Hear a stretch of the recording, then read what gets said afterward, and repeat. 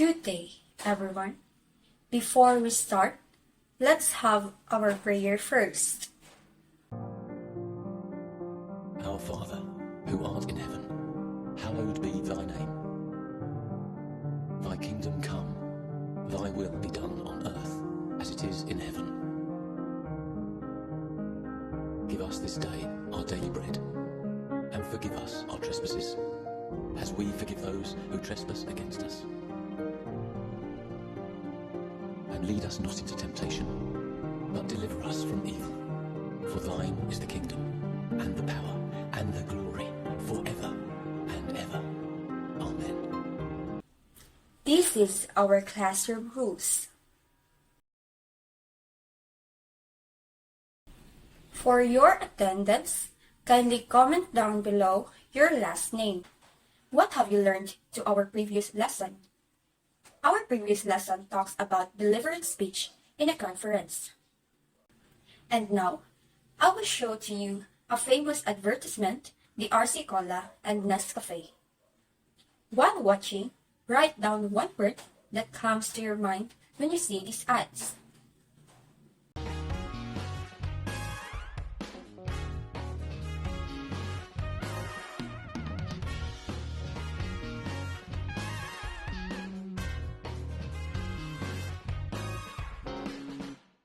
Para kanino ka bumabangon? Sa pamilya. Ako kasi yung panganay. Siyempre ako ang asa nila. Hindi ko alam ang gagawin ko noon. Pero sigurado ko, gagawin ko ang lahat. Nag-OFW ako. Magdamag sa duty. Tiniis ang lamig. Nagpulot ng kalakal. Kayod ng kayod. Kailangan lang, sigurado ang tapang ko. Parang bagong Nescafe Blend and Brew Original. Pinakape, pinakreamy. Kasi, mas pinarami. Para sa pamilya, dapat may siguradong tapang. Ikaw, para kanino ka bumabangon? What is the common goal of advertisement that you observed? Second, how do the ads target specific customers or demographics? Creating an advertisement that attracts consumers can be easier than it seems. Keeping it simple is important. An ad should highlight what makes your brand smart and unique, which is crucial in today's market. Many companies are moving away from traditional ads and focusing more on social media. While advertising platforms may change, the basic principles of advertising remain the same. To create an effective ad, follow clear steps to plan, write, and design. In planning an advertisement, the first step you should take is identify your target customer.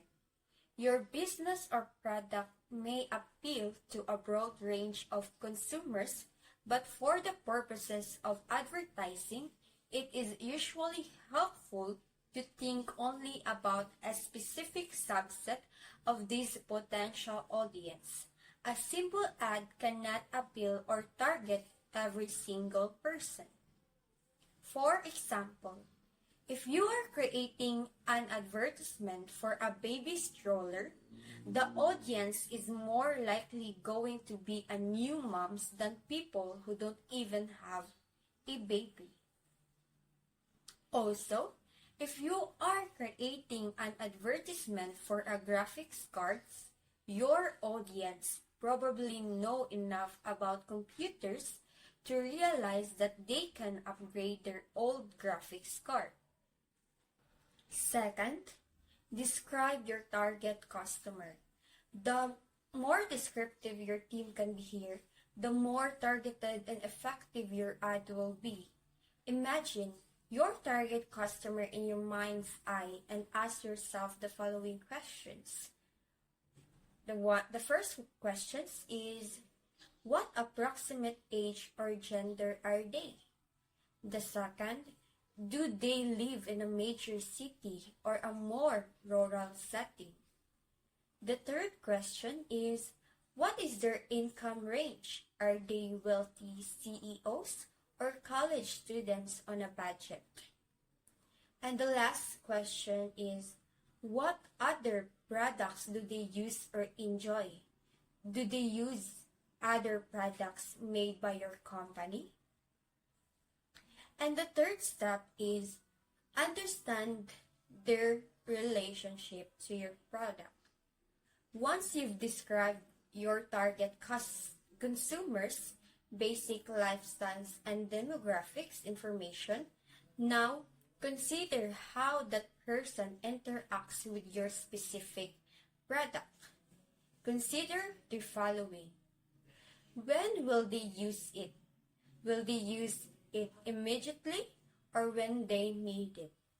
How often will they use your product? Once, daily, or weekly? Will they immediately recognize its benefits, functions, or will you have to teach them? The fourth steps in planning an advertisement is identify the competition. You have hopefully already designed your product with the competition in mind. You should now consider how your ad might specifically challenge or complement your competition's advertising efforts and how they might react to your advertising actions. You should ask yourself, do other products exist beside yours that perform similar functions? If so, focus on the differences, especially how your product exceeds the competitors. The fifth one is analyze the current market. Consider how your product is currently positioned. It is a hot and popular item right now? If so, ask yourself if and how you can distinguish your product from what is already available on the market. You should also consider the competitive landscape and the customers who are currently in play. Ask yourself the following questions. Do customers recognize, trust your brand already? Or are you hoping to convert people currently using competition's product? Or will you target those without a current solution if your product the only one like this? In planning an advertisement is develop a strategy. Create a plan based on the 3 C's. So the 3 C's are the company, customer, and competition. Based on the information you've now compiled about the audience you're trying to reach and how they may view your product, you're now ready to think about an ad strategy. Your strategy should take into account what are commonly known as the 3 C's. The company, which is you, the customer, them, and your target, and the competition. Strategy is a complex topic, but by focusing on the desires, strengths, and possible future actions of the 3 players on the field, yourself, your customer, and your competition, anyone can build a complex strategy over time. Good day, everyone. So, Michaela topic have done discussing on how we plan an advertisement. And now, let's proceed to how we create our advertisement or how we do writing in our advertisement in order for us or those people creating an advertisement to be successful. So we need to follow these methods or the procedure and how we make it. The first one is we come up with a catchy and snappy tagline. So we make it really short and sabotable. The average product needs to be no more than 6 or 7 words. In order for our advertisement is very catchable, nga makuha siya sa mga tao, mahinumduman ra siya, the maximum of words nga ginagamit is 7. For example, sa rhyme no na do you yahoo, sa Mew Mew is dirty mouth, clean it with Orbit chewing gum. So, para mas matiman-an sa mga tao nga ang sa tong kuan kanang advertisement na to, mas nindot if we make short tagline. Labi na mga snappy tagline. So, we use whatever it is, it should grab the consumer's attention and convince him or her that product is different from everyone else. Of course, if we are doing an advertisement, it should be more unique because mao man na siya makapadag pahalin sa ato ang mga item or products. Kay if the our product is the same with everybody, so maglisod ta og dispose sa ato ang mga products. So we consider this different times to convince a customers or a consumer. Example, the rhyme, the humor, a play on words, creative imagery, metaphor, alliteration, a personal pledge, try underestimated. So sa rhyme, do you yahoo? So more on rhyming siya from the word rhyme. So rhyme siya, dapat siya magsunod-sunod. And then sa everyone, sa basta diri, it should be kuan siya kanang more on figure of speech gani. Nga dapat siyang lively siya. And of course, don't forget nga snappy tagline and then short words, mga maximum of 7 words. The next one, the second one is make it memorable. So muna to kung giingon ganiha. If your advertisement had a snappy tagline na short words or a sentence, mas matiman-an siya sa mga tao. So, mas mainumduman. Kaya na Coca-Cola. Diba? For example, Coca-Cola. Writing advertisement, bingon sila kalit nga. Kasama mo sa hapunan mo. O di, every time nga ang mukhaon ta, ang mindset sa mga tao is Coke, mo'y madali. And, your message need to be top of mind at the consumer's point of purchase. The second, your ad borrows a familiar advertising phrase. For example, new and improved. Guaranteed or free gift. Is there any other kind? It becomes interchangeable with thousands of others. So, mao na to siya. Understandable naman siya. So, make it memorable when writing an advertisement so that mas kuan siya, mas attracted siya sa ubon nga tao ug mas dali siya makatch up. The third one is use a persuasive technique. Note that persuasion doesn't mean really convincing. The point is to make the consumers feel better about your product than anyone else. For most people, how they feel determines what they buy. Here are some tried and true methods that advertisers rely to make their ads stick. For example, the third one is use a persuasive technique. We don't really convince people that to buy our product, but of course, may nga taog persuasive. So, persuasion nga i-convince yun na to sila. So, dili ra kay i-convince na to sila sa mapalit. Of course, i-convince na to sila nga the worth of our product is quality ba ron siya or worth it to buy. So, mana siya. So, we use persuasive technique. Of course, different businesses, different techniques, mas mo improve siya og dali. There are some also methods of the third one in kanang persuasive technique, repetition, common sense, humor, exigency. So, mao to sila upat. We use them to create a persuasive technique. The fourth one is appeal to the target of audience. Take note of your own target audience age group, income level, especially interest. Of course, however, we created an advertisement. It depends on the ability. It depends on the age, the level of the consumer. We do not only focuses. For example, we are producing our product and making an advertisement that really targeted the adults. So, in order sa adults nga mo connect siya sa mga teenagers nga gusto nimo mas nice siya. So, mas nindot nga if more advertisement ka appealing sa generally para mas kusog siya. Even if you created the best ad ever, it won't be effective if you won't appeal to do people buying products. For example, kids tend to be overstimulated, so you will need to grab their attention on multiple levels. Of course, kids love colors. Di man napareha nato. Na most especially mga teenagers, black and white. Rajud kasagaran, black and white, hala, common, mga nude, mo na, kids.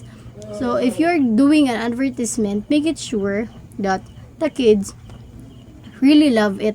So, if dili kay maghimo tag black and white for kids because they really love colorful materials.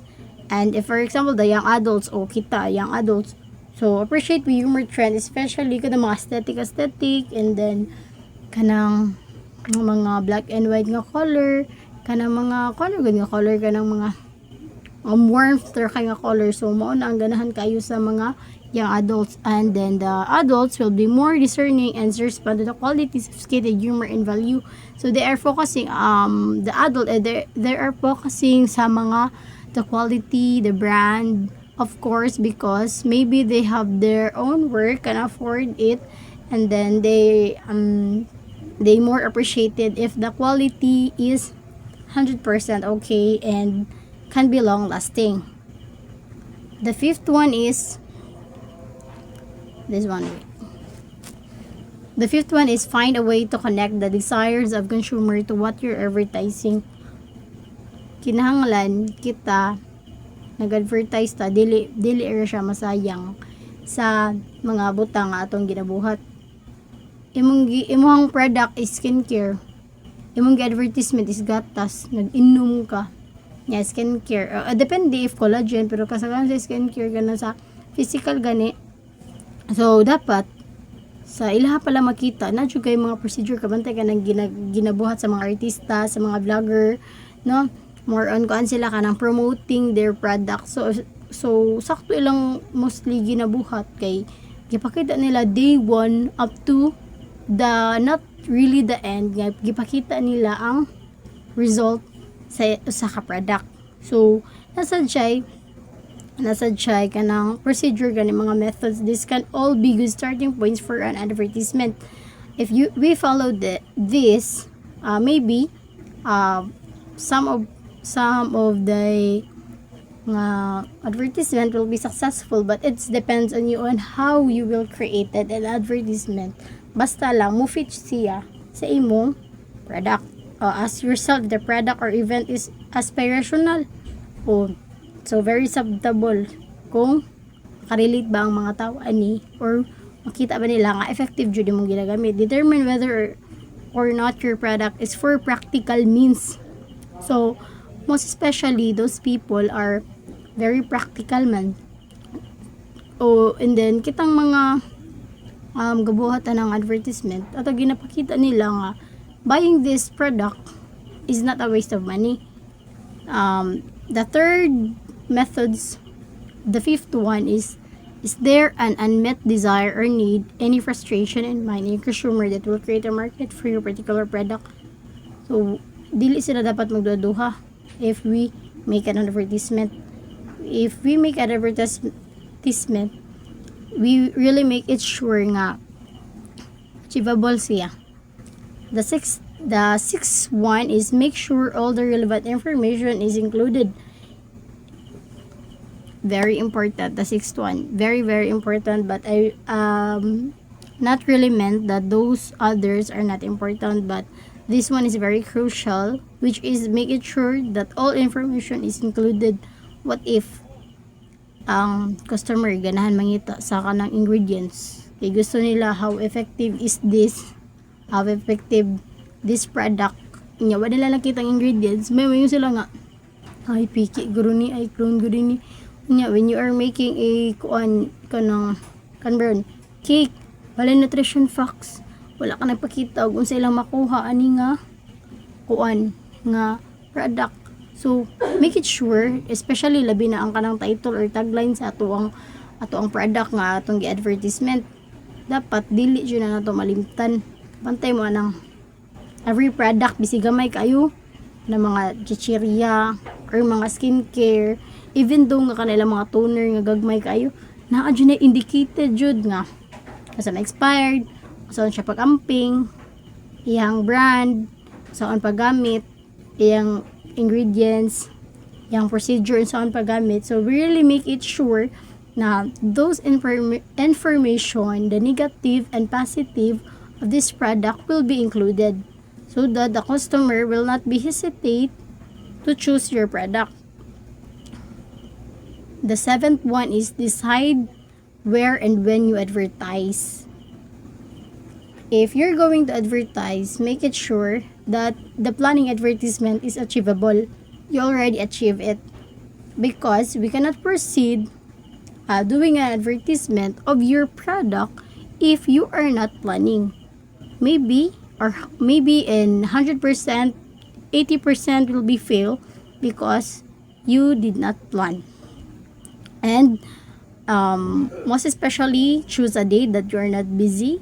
Choose a date that or time that's suitable for your advertisement. And then, or for example, double lining yung product nya trend kay siya. So makisabay jud ka. Kaila isa gayo mo maninda kay ni wala na naninda. So syempre ang mga tao di na ganahan kay human naman di naman nauso.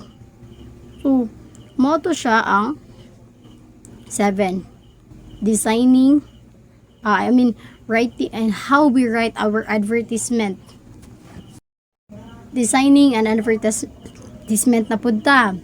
We're done from planning advertisement, we're done in how we write advertisement or writing an advertisement, and designing an advertisement.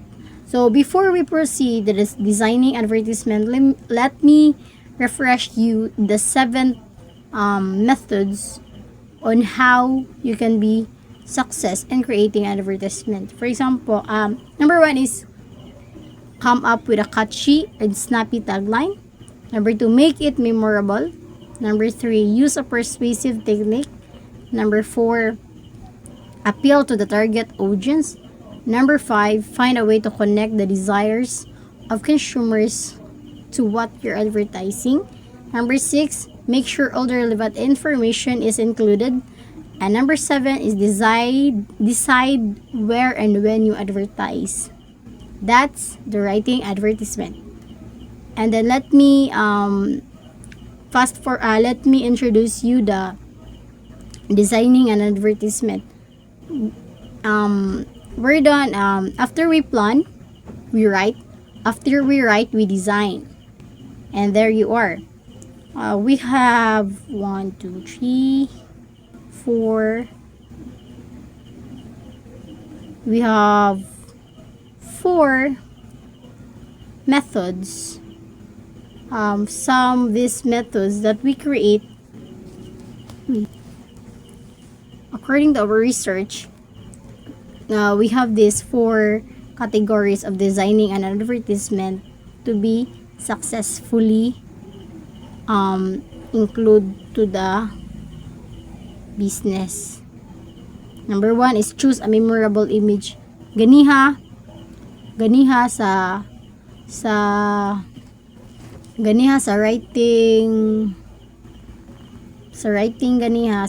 advertisement na make it memorable. Diri pod na po choose a memorable image. Kung sa writing advertisement, if they are not specific with the image, there is sa designing advertisement, they are specifying the image. Simple but unexpected is often best route to take. For example, let's start. Colorful silhouette ads that barely even show the iPods they're peddling. Oh, of course. Makita ra nilang choose a memorable image. Magisgot ta sa kanang pinaka-popular nga ginagamit sa mga tao. Our mini laptops, which is the cell phone. So, people using cell phones, different images, but they are most attracted with the logo of an iPhone, which is lead to the iPad or the fruit from the apple. So, very memorable siya. Mao pagipakita sa tao nga apple nga pinaakan. Matik ang nasilang mindset, cellphone nga iPhone. So, make it memorable. Choose an image nga fit sa imuhang product nga related pud siya para mas masabtan siya sa imong mga consumer or the buyers. Number 2, distinguish yourself from top competitors. Let's say for example na lang ha, kanang mo hisigot og burger. No, from distinguish yourself from the top of competitors. So, a burger is a burger is a burger. But if you let yourself think like that, you'll never make it your sale. Use your ad to highlight your products, advantages, or over the of your competitors. To avoid lawsuits, hear the statements about your product, not theirs. For example, this Burger King ad mocks the size of the Big Mac while speaking the literal truth. That is a Big Mac box. After all, leaving McDonald's no legal ground from which to retaliate. So, distinguish yourself from the top competitors. Ang pasabot ani, never down yourself kay iyang gi-example kay ang burger. Kung imong hunaon, sige in real life ta para masabtable siya. Kung imong hunaon, ay di na jud ko masinso ni, mas dako jud sila, mas nindot jud ilang business, mo na sila kay dali ra kay ni dato, dali na kay nakwartahan. So sa nimo pa lang daan, ubos na kay mong pagtanaw sa imong kagalingon. How about the other people? When we are doing a business, bisag kapila pa tayo takan, bisag kapila pa tayo matumba, we tried to lift up our knees para mo fight those struggles because there is no easy from the wishes nga atong gipang pangayo nya kinahanglan dili ta magpadaog-daog lang when we are making our business. Una-unaon pud nato nga kaya ra pud nato, dili kay sige tag depend sa uban. The third one is design a business logo. Okay, this is the third one but not specifically nga imo ni siya sundon because this is only optional. Kay nga naman tay logo. But for me, no, very important gihapon ni siya when doing, kaya ang kanimong good, when doing our product, the most important is we have the logo on the product. Skincare, foods, na siya logo sa tubangan or names, na very important siya. But kaning design logo, for me nga, this included those big businesswomen or businessman na nagkuhan because they are making business logo. For example, ABC Car Repair. Ang logo nila kay car. Like kayo no, ilang logo car, yung restaurant. Of course, kung wa sila nag-sell, nagkuan sila nag-repair. Yung nana siya. So, mo-feed jud siya dapat sa imuhang pangbuhat. The fourth one or the last one in designing your advertisement is find software or a technique to create your advertisement. So, how we create our advertisement? So, your ad will depend on which medium you're using to advertise. Note that if starting from zero, it takes a long time to acquire skill with a design app or with the designs itself. In these cases, it may be more helpful and less frustrating to browse freelance sites like Craigslist and 99 Designs for design help. If you're looking to try it in your own, here are tech suggestions to get started. Very labi na og kanang siguro sa 21st century na to, most of us nga mga IT literate, which means nga ang mga computers or the cell phones or other technologies that included is mas nakabalo taon sa una to.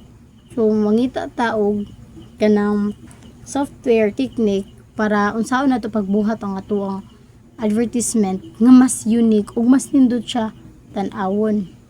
So that's the end of the design and designing an advertisement. Let's proceed to the before we proceed, I will give you a question and you will answer this by raising your hands. Okay, Miss Auro, here's your question. What makes an advertisement effective in influencing your buying decision? Thank you. Oh yeah, absolutely yes. So that's very well said, no? It's very correct. So may I call on Miss Cantillas? Yes, you. Thank you. Here is your question. What do you think is more important in an advertisement? The visual appeal, or the message it conveys, and why?